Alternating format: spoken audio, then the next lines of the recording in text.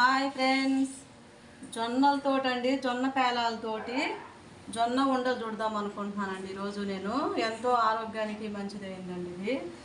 అలాగే యాలకులు, బెల్లము, పాకం. ఇది ఫ్రెండ్స్, ఇలాగ స్టవ్ మీద బాండి పెట్టుకున్నామండి. అలాగే స్టవ్ వెలిగించుకున్నాము. స్టవ్ వెలిగించుకున్న తర్వాత అలాగే జొన్నలు వేసుకుందామండి.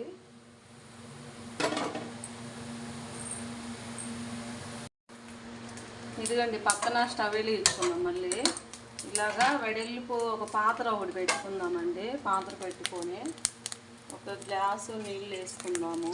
ఈ గ్లాసు అలాగే మనం బెల్లం గడ్డ పక్కన తీసి పెట్టుకున్నాం కదండి. ఈ బెల్లము అవి పేలాలు వేగేలోపు మనము ఈ యాలకులు కూడా వేసేస్తున్నానండి. ఈ బెల్లాన్ని పాకం రాణించుకున్నామండి. ఇదిగో ఫ్రెండ్స్, ఇలాగా వేపుకుంటే ఇలాగ పేలాలు బాగా వచ్చిందండి. తెల్లగా పూలుగా వచ్చేసింది. అలాగే ఇది స్టవ్ ఆపుకుందామండి.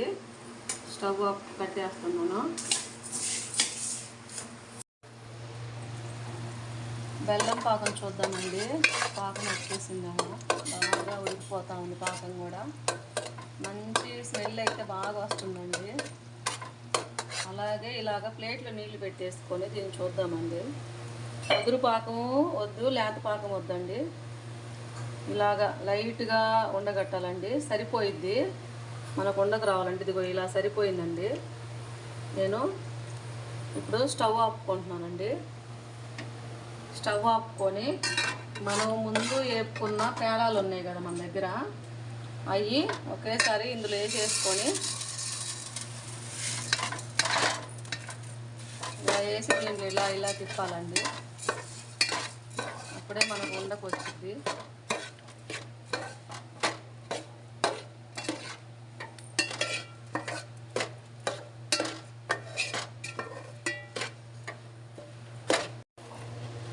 ఇలాగా ప్లేట్లో తీసుకోవాలండి. అంతా బాగా కలిపిన తర్వాత అలాగే దీన్ని ఫ్యాన్ గాలికి తీసుకెళ్ళి ఫ్యాన్ గాలికి పెట్టుకొని నీట్గా ఉండలు చుట్టుకుందామండి. కరకరలాడే జొన్న ఉండలండి, బెల్లంతో వాళ్ళే ఉన్నాయండి.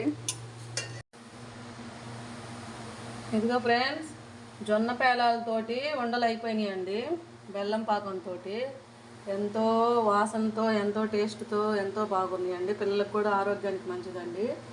మీకు ఈ ఉండలు నచ్చినట్టుగానే అయితే ఒక లైక్ చేయండి అండి.